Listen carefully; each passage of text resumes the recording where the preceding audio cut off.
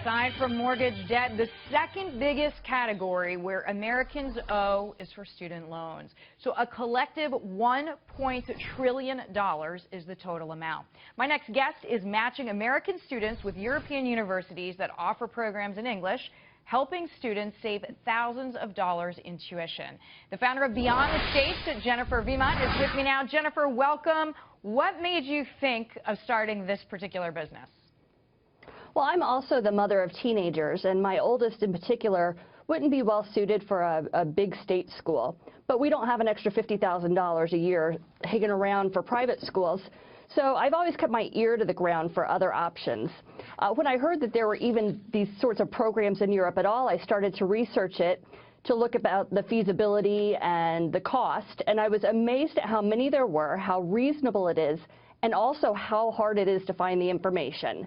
So we decided to put together a single source of objective information for other parents and students. So I think it's fantastic. I think most families are exactly like yours. They want their kids to get a college education. Maybe they can't afford what has become an astronomical ticket at this point.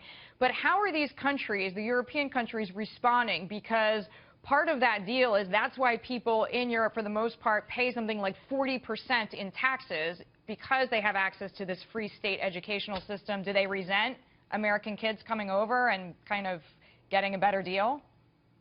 Well, what's interesting is I think what's getting lost in the focus on free universities, that even the free universities are reasonable. In addition to the 44 universities that have free tuition programs for American students and all international students, there are an additional 98 schools that have tuition under $4,000 a year, often for 3-year programs.